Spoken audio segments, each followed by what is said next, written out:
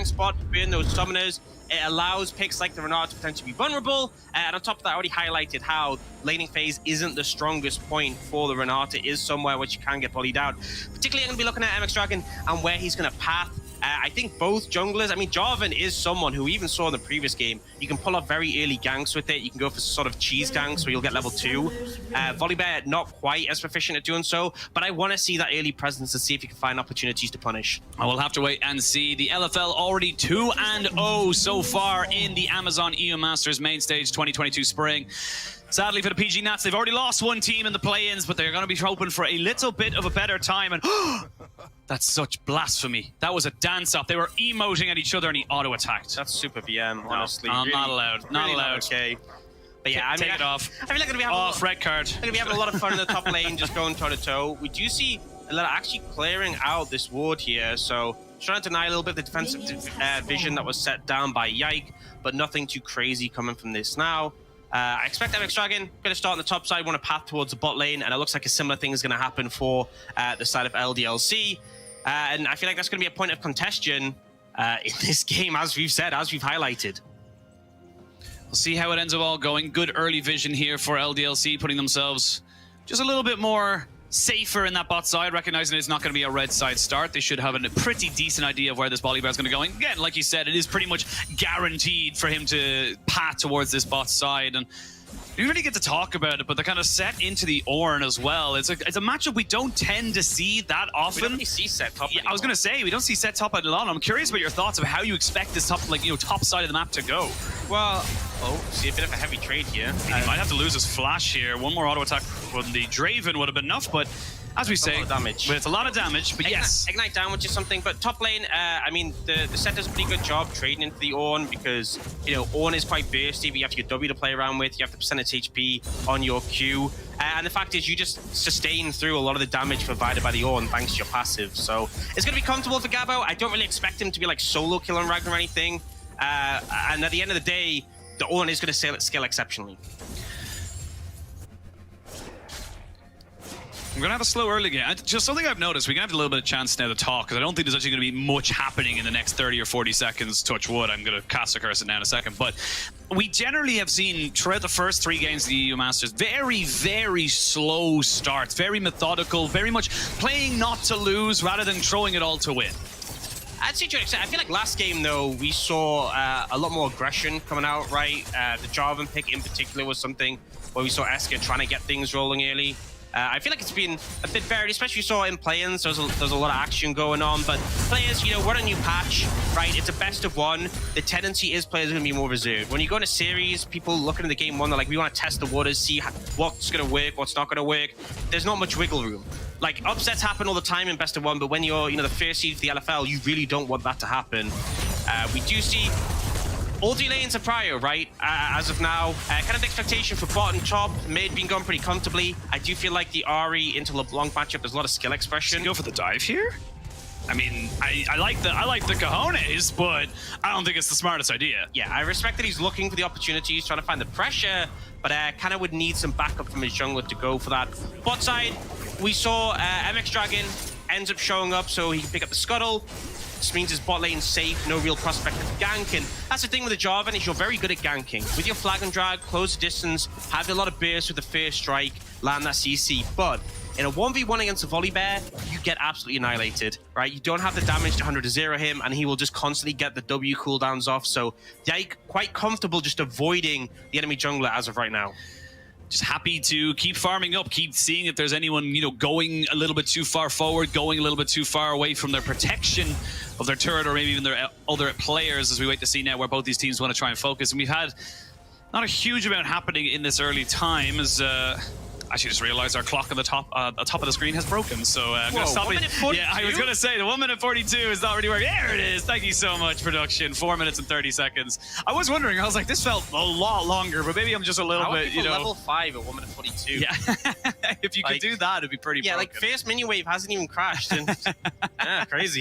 It'd be absolutely nutty. It'd be kind of an interesting. I know they tried to do it with Zilean, obviously with the passive of like build. If you're close to a level, he'll like get you to that next little bit. I don't know. I feel like there's something there you could do with champion design, like with like messing with levels or something. I mean, there's so much things you can do for champion design, but it's time and time proven that it just ends up being broken. The more complex mechanics you have. Although I say Renata is one of the, I feel like as a champion, there's definitely a place for her. There's definitely times she feels really strong, but she's never really felt overbearing, other than when she was released. So they quickly toned that down. They had to take away the bailout health regen pretty significally. When you revived off, I think you got like 40% of your health. 35. 35, yeah. There you go. So they had to bring it back. Sort of cool down. So anyway, we've sort of seen things not develop too heavily. Neither jungler has been able to find enough gank. In all honesty, I think LDLC are pretty happy with this, but the concern is bot lane, right? It doesn't matter how many ganks you get bot, it just matters if Draven gets a kill and gets the cash in. Oh, here we go. We actually have both junglers here. Yeah, they're going to go for it. There's the hook on the lands. They're going to get flag and drag out, but there's the Sky Splitter coming in. Both support's going to try and flash away. First blood goes over to the Renata. Has a flash away there from exit kick. He's trying to keep himself up and alive, and he will do so. It's been all summoners burnt. You will have a flag and drag here for Yike as he gets himself up and out. No real harm done here for LDLC. They read the play. They knew where it was going. Yeah, such a risky one to go for, right? Because if you trade 1-for-1 and the Draven gets a kill, you lose massively. But in the end, they managed to get Ghostback down and get away from the situation. DOS also having the W running on himself with the Ignite down meant even if you did kill him, he would revive. So we don't see Atleta overstep too far. But the critical thing is they managed to dissuade some of the pressure in the bot lane, and they're able to transition that straight into that dragon. First one will be a Cloud. Will be a Cloud Dragon going over to LDLC. As we wait to see now where they want to try and transition their priority after the fact. And this is the big thing that we talked about in the pregame as well. It's not about just getting a kill. It's getting a kill and turning it into something more. That's the something more that we expect to see from our top teams. Yeah, absolutely. I wonder if we'll see too much Herald priority coming out from LDLC here, because obviously you can swap DOS up towards the top side and he can assist with that, but I feel like on the top side of the map, the fact that you have the set, the fact that you have the Ahri as well with the Nautilus, I feel like it'd be a little bit scary. We are just a minute away from that Herald spawning in, and we do see MX Dragon just moving up towards the top side of the map where he's going to be clearing through. His blue buff has just respawned. We go back to kind of a calm before the storm. As we do get the display back. Nice. It hovered on 719 for a little longer than a second there, and I was like, uh-oh. But it's fine. It's totally all good. But I've got the overweight back. We've got our two teams back on form. And LDLC, like we said, they're very happy to take this game slow and steady. I feel like for the side of the PG Nats champions, they need to start figuring out where they want to try and put priority. The Volibear is great in this early skirmishes, but if you're not making anything happen, he doesn't really get that same power. Yeah, he was trying to look for something in the top lane. Gabo's built up quite a big wave and was trying to find an opportunity, but there's a ward there. They can spot this play coming. Nothing really going to come to fruition. They might look up towards the Herald on the back of this. My only concern is that if LDLC managed to find a cross map on the other side and punish the bot lane, it could be threatening. But at the moment, Yike is in his top side jungle, so nothing too concerning. I don't think it'll come out of that. He might look to challenge, though. He might look to challenge further. That's going to be the knock-up coming in. They have Cryo mid. Yeah, they could go for this, but it's a bit risky here. And the Rift Herald this early on does do significant damage to your health bar, so you got to be very aware of that. A bit of honey fruit there to bring back up the health bar and mana of Sonics. And here we go. The Ornhorn comes out. He's going to be popped out with the Showstopper, but the Rift Herald has still been procced over to the side of LDLC. They'll steal it away. They get Charm out. They kill the setup at the top side. LDLC are taking away absolutely everything right now. Cataclysm into the knockup, but now you're all alone. And while that was happening in top side, it ends up being a 1-for-1 in the bot lane because it ends up being Draven picking up a kill on the Saya. We'll see a replay of that later. The fight's not done just yet as the hook is here. The charm is good. They're looking for the real one. They don't quite guess correctly. And now Ica should be able to run away safely to his Ornn. Should not be able to be killed off right at this point. As I say that though, they are still going to try and keep pushing forward, but it's going to be very difficult to catch up. Yeah, I mean, they might be able to try and apply some pressure to this tower here. We're going to have to see Ica back away, and Ragnar, you're not going to be able to defend that dive 1v3. Prospect will force them off. He's got Ignite. He wants to just get in. He just wanted to get in range of the Ignite. That's all he wanted to do. And there is the Whirling Death coming from the bot side. A very long, overextended play, but ends up being a 2-for-1 in kills in favor of the PG Nats champs. But it is still the Rift Herald going over to LDLC. Yeah, and I gotta say, Atleta, you know, I feel like they mismanaged things a little bit. realistically, Gabo going for the ult to deny the Ornhorn ends up being too late. It just ends up isolating himself from the rest of the team. Also, Cospect being late to roam up, right? You start up the Herald. I feel like you should be moving your support a bit earlier. By the time he showed up, the fight had already gone down, and Yike had secured that Herald. But critically, what happened in the bot lane? We saw Ens just find a solo kill against Exakick, right? This is a EUM champion getting solo killed by Ens here on this Draven, and you got a big cash in off the back of that. You're definitely happy with it. Yeah, absolutely. You can already kind of see it in the items there, a little bit of High Noon Quiver on top of the Vampire Acceptor and the Serrated Dirk. So you've already got yourself a little bit. Thank you so much, observers. Yeah, he's already with 600 gold ahead, and that's with a slight CS deficit as well. Yeah, and we are going to see MX Dragon going for a play here. So this is a bit risky, because if you backfire in this play, the Herald is in the hands of LDLC. So if they find favor here, they'll just easily be able to translate into taking plates, whether it's mid or top. At the moment, Yike is towards the mid lane.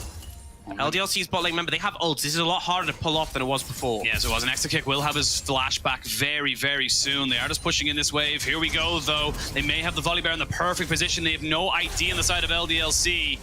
They're just playing with fire, but they're not pulling the trigger just yet. I think they're just trying to make the ultimate bait. Here we go. They're going to go for it straight away. The hook will not land, and there's going to be the ultimate out from the Granata. They try to get the flash out of Exakick, and now everything has been used, but a great call back of the Feathers means that everything still stays the same in terms of this fight. The Zhonya's from the Renata is good as well.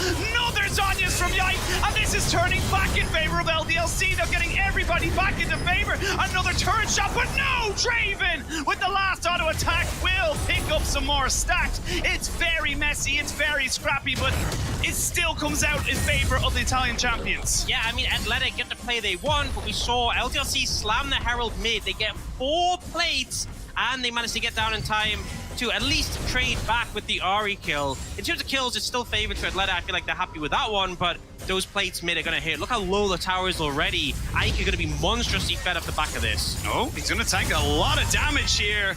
If there was a Spirit Rush there for the side of the Ahri, that would have been a hell of a different situation, but it does get away with his life, just back himself away, and LDLC will pick themselves up their second dragon of the game. So I think taking stock, Ends now really fed, got another kill off the back of that one. He's pretty comfortable, but the LeBlanc is going to be a problem. We'll see the replay. The CC is unfortunately not layered there because, doesn't have time to get the hook in before Execute uses the ult. A great root comes out there to buy more time, and then the charm comes in. And honestly, I think the stopwatch maybe a little bit early from DOS because he had his W available. Could have stopwatched after. That's actually a pretty powerful mechanic to abuse. In the end, though, he goes down. Exakick has used everything to get to the tower and isn't able to survive further. So, a favorable play for Atleta, but the fact they lose so much in the mid lane, pretty painful, because if there's another roam from Zonix here, mid tower's just gone. Yeah, it's gone, and probably even more so, you lose a lot more pressure around the map, and mid's tier 1 so vital to making sure that you're able to control the rest of the map, especially around those neutrals like Rift Herald and Dragon. Of course, we did see LDLC picking themselves up a Dragon off the back end of that as well. It's going to be a Hex Rift, so we are going to have a couple of extra avenues and opportunities for players to make themselves, get themselves behind the play. Hex Rift, best in the game by far. I always love it. Love the fact that you can make those plays with it. And I actually think that there's a lot of opportunities for Atleta in particular by the fact that they have the set, right? One of the big issues Set has is getting in range. Often why we used to see him have, the old Stride Breaker where it gave you a dash, or even Chem Tank when he was in the support role. With the Hexgate, it allows you to find flank opportunities. And when you look at the composition of LDLC, right, the Xayah and the Renata, this bot lane, are so good at dealing with threats from one direction specifically, right? You fire your ultimates that way, the Feathers on the ground, the hostile takeover, super powerful. If you have a set coming from the flank, there's limited amount of things you can do up against that. This is the unfortunate time now for Exakick in that bot side, is that the Draven's gotten 2 kills, gotten 2 stacks up, as we see now a little bit of engage here in the mid lane. That's going to be a flash after the Spirit Rush. Yike was thinking about going in with the Cataclysm, but thinks the better of it after that, and then ends up pushing in the wave so they can have free roams down towards this bot side. And honestly, I think if you're on the side of Atleta, you gotta respect this. I agree with this call. Back up. You do not control your own jungle. Yeah, and LDLC can get some vision down. They can then lean back in towards mid. That tower is so low, they'll just be able to pick it up, get the first tower for the LeBlanc, and then open up the map up pretty significantly, I think is a big thing, right? The gold is going to be the same if you get mid or top tier 1, but it's the map control that is offered from it. Oh, I like that from the side. of MX Dragon. He waited to try and buffer the CC, but it was just a little bit too difficult to lock down that Ornn. We are past the 14-minute mark, which means teleports are unleashed, and they're going back towards this bot side. LDLC. No, dude. Oh, ends. He's going to meet his ends in a minute. 100%. Yeah, is that enough, people? I don't know. Hang on. 1, 2, 3, 4. We declare war onto you. He's a Draven. He's got damage, but only so much. Exakick picks up that one. And honestly, that's just a really, really greedy path there from the side of ends. It's just criminal. I mean, there's two aspects to it, right? One, your jungler's top side, making a play there for the second Herald. You know you're playing the weak side at the moment. You should be stepping up. And on top of that, you saw them go for vision, right? You even respected that when I'm going to back off a bit. And then you're like, but then... but it's different 10 seconds later. Yeah. If anything got worse, so... Yeah, I don't know, right? But look, it's a mistake. It happens. And this is the small little things that can bite you a little bit in the butt in terms of the EU Masters. You can't let this happen as we got double, Troil and Trouble. I love this patch. This patch is crazy. We've never had these level of spectator bugs. It's awesome. I mean, if anyone who's wondering what we're talking about, LDLC don't have Dragon Soul already. Or two of two different dragons. Yeah. That's also impossible. Yeah. It happens. We'll move on. They managed, but okay, I feel like we can kind of take the state of the game. So LDLC have 2 dragons, third one is coming up, right?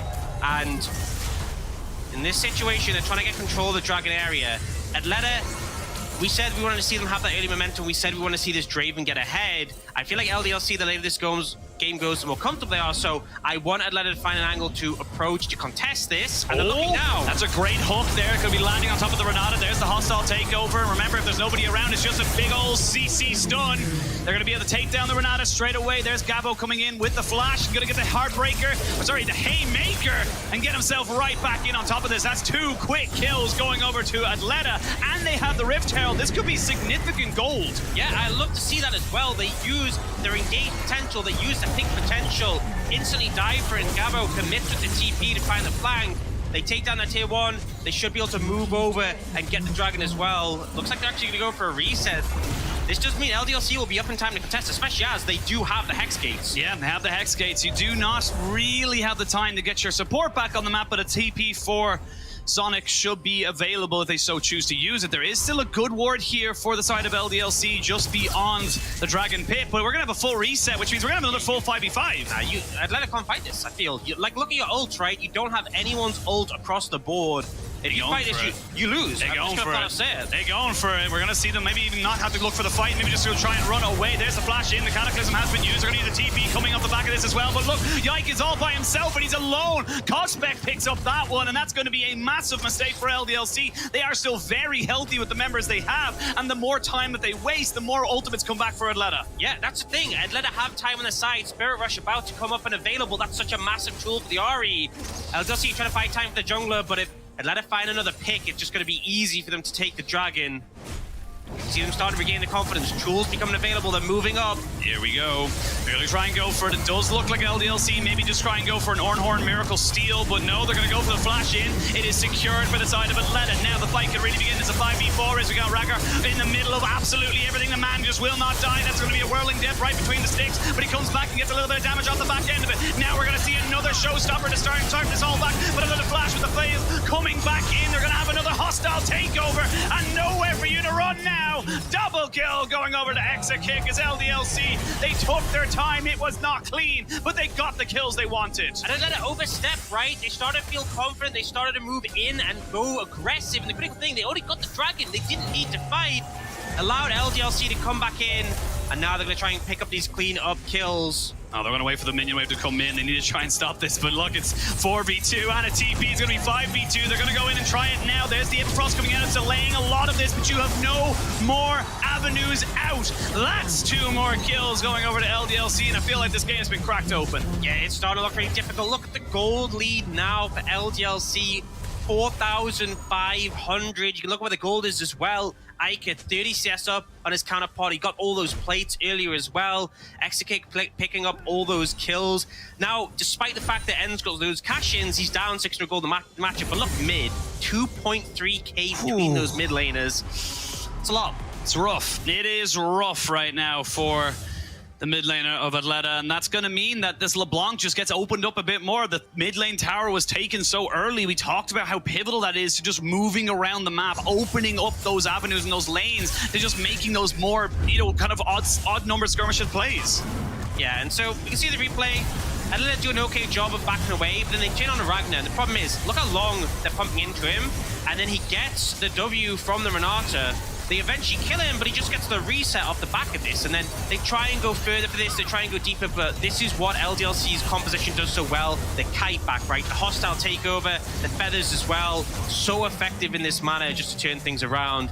And then I love the slow play as well from LDLC. Not only do they get those kills, but they know there's no Baron on the map, nothing else for them to go for. They're happy to pick up both these kills and the tower. And they play it slow. I completely respect the fact that they take this as slow as they need to ensure, and then they get nothing in return. Yeah, they just end up having to just trying to delay as much as they possibly can. I will say the smallest of silver linings for Atleta is that, yes, there was a lot thrown at you. A lot thrown at you, but it's still not a good look for you right now. Yes, you got the dragon, you do stop the stacking for a moment, but as we said right at the start of the game, at the start of draft, this is a good scaling competition for LDLC. They are happy with waiting for this game to go to 25, 28, 30 minutes, because they are going to have the advantage. I think a lot of picks on the side of it, like the Draven in particular, but the Ahri as well, a lot of their impact is defined by how much they snowball, and Atleta are in a bit of a rough spot here, but they still have pick potential, right? So I'm hoping they start to play around that again.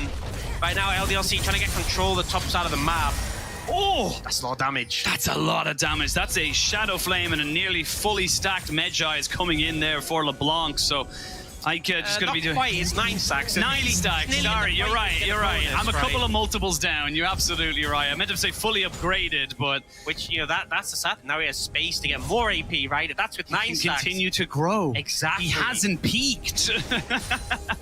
Well, we'll see if he's able to get that book fully stacked up. I will say, it's not even the book, it's the eye. The book itself is just an amplifying tone. Yeah, I think you've said that to me before. I have. I said it to you on LPL, because it's funny that everyone's like, put a page in the book. It's like, no, it's putting more eyes into the book. It doesn't quite work as well. Is it put more eyes in the... No, it's putting souls in the eye. Eyelashes yeah, in the more eye? eyelashes on the eye. You know what? Let's go with that. But yeah, it's just...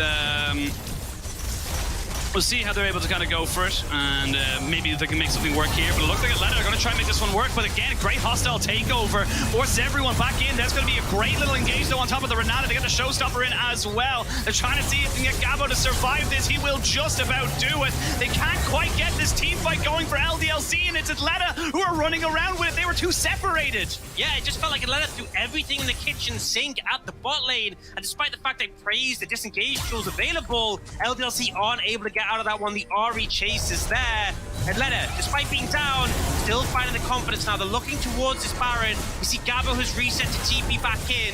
Yike is up, though, heading over. Remember, with Flag and Drag, he can get over the wall. Here we go. TP coming in as well. That's going to be Yike on the backside of this one. Baron down 3,000 HP. You've got Yike trying to get on top of this. There's the Cataclysm coming in. They're going to try and kill him off. But you've jumped out of the pit now. How do you get back in? You've got Blasco, and you've got to get back into this immediately. The Baron acting like a 6-man before I don't know who. It's so scrappy. It's so messy. But it is Atleta getting the Baron at the end of it. Now, we reset the fight. Flash in, trying to take out Ike, and he will fall into the hands of the Volley Bear. Now you need to run as fast as you possibly can. It doesn't matter that Ornn is your brother, Volley Bear. You need to leave. That was hilarious. The whole passage of play, man. Atleta, the confidence to go for that, right? And I love the execution as well. They go over the wall. MX Dragon just decides, I'm going to kill the Jarvan myself. Gets Blastcone back over, and then the Baron actually took so long to go down, but they do secure it. And I just love the confidence to go for that engage in mid, the confidence to go for the Baron. I think LDLC kind of got a bit complacent. They were like, yeah, there's no way they're going to engage on us, but I love the replay. So the Hex Flash comes in to go for the CC on a Yike, and then critically MX Dragon just decides, I'm going to follow. Guys, Baron's at 2k. I got this. Give me a second. Yeah, I mean, stall it. No one's doing damage to it. Everyone's got good restraint. Yeah. They're trying to focus down Ica, and then eventually when things are to get a bit more manic, they do focus it down and secure it. But I got really scared for Atleta here when it got to this point, but MX Dragon just doing so much work throughout this fight.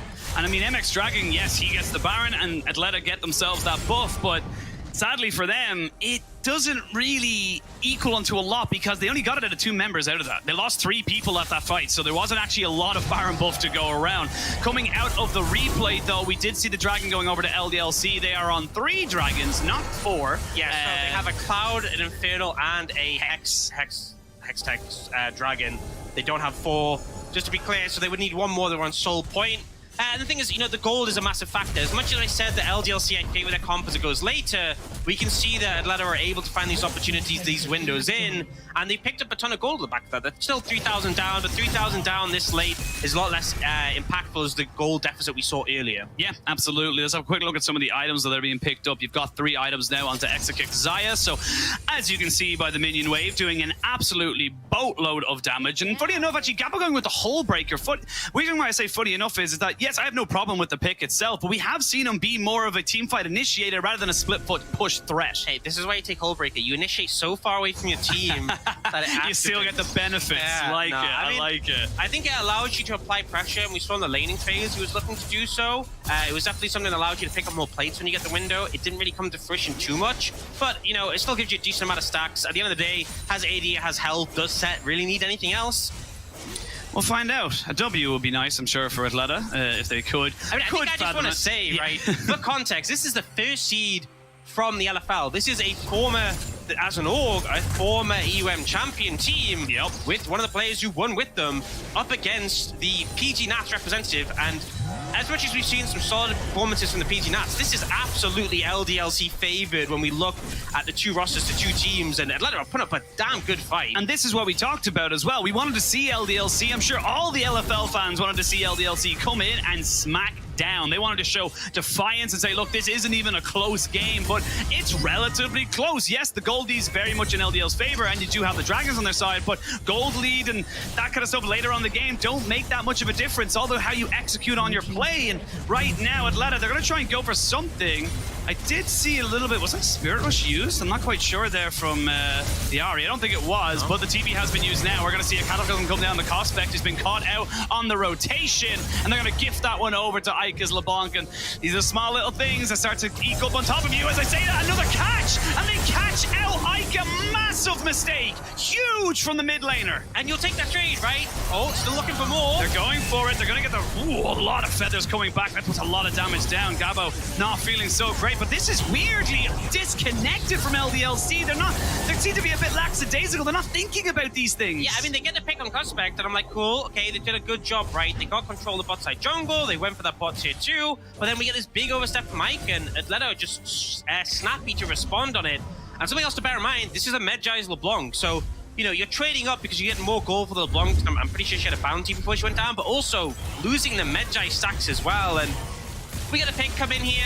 Not much Prospect can really do. A bit out of position there. You have to respect that from how LDLC had set up. This jungle isn't yours. But then Ike just face checks. And that's the thing. You're on the LeBlanc. You don't expect to be caught out. But there's so much single target CC afforded to this Atleta composition.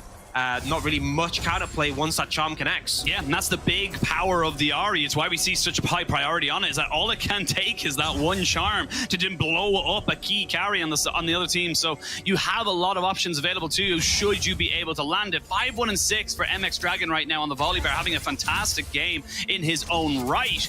But still, good advantage here for LDLC. They're still about 4,000 gold ahead, and they're setting up for this Dragon Soul. Don't be fooled by the overlay. They are still 1 away from a Hex Soul. Yeah, so if LDLC get this, they get a Soul, massive power spike as if they already needed that when they are starting to pick up ornaments as well. Atleta are going to look to contest, and I want to see them get creative with this, right? I think when you run straight at LDLC, that's where their tools really start to flourish. Things like the Ornhorn when you group, things like the feathers from the Xayah, the hostile takeover from the Nata. If you can find angles of approach where Zonix or Gabba are on flanks, that's where you can be super threatening. So fishing for those opportunities. I think what's big is they've already got control of the area, right? They've pushed LDLC away, which means LDLC have to push in, and that's where you can set up for those flanks. I will say, though, LDLC, they have got their side waves in order, both top and bot being pushed in by the minions and naturally putting a bit of pressure down. Now we see a bit of a stun coming out of the MX Dragon. He doesn't pull any triggers on his flasher results just yet. Here we go, another little bit of Spider-Man action there from Cospect. And it's, again, small little moments, little bits of CC that if the next bit lands, you are in big, big trouble. Yeah, and the thing is, Ragnar can just stand up, and he's so much tankier. Look, every time Prospect walks up, he takes so much damage in return. No, they're going to go for it, but there's a showstopper, and that's going to force out an early Fetus. They're going to try and get the charm down. The Ornhorn hits on the 3, and they're going to be free hitting now as the Set and the Nautilus have fallen. Yike goes into stasis just after getting the knock-up, and that's going to be good enough for him and his team. They pick up 4, they lose none whatsoever, and they're going to push in and maybe try and end the game. Yeah, they have a big wave top, and that's the thing, as you said before, they set up the waves beforehand, they did the homework, but they just found a kill. Yike just walks into the damage. Still enough members to put pressure down here, but Jonix is doing as much as he can to try and turn this one around. It's mana right now, but he can't really leave this turret to regen it on the fountain. He knows he's just going to be in a lot of trouble. We will get the knock-up here from Ragnar as they try and go in, and they absolutely delete him off the face of Summoner's Rift. That's going to be LDLC picking themselves up their first win of the Amazon EU Masters main stage group. So they say that. Still a little bit of damage to be done here onto the Nexus Nip. It's going to be no one else in their way. A valiant effort from Atleta, but it was all for naught as the LFL go 3-0 on the day, and a perfect start for LDLC. Yeah, I mean, LDLC getting the win, it's what we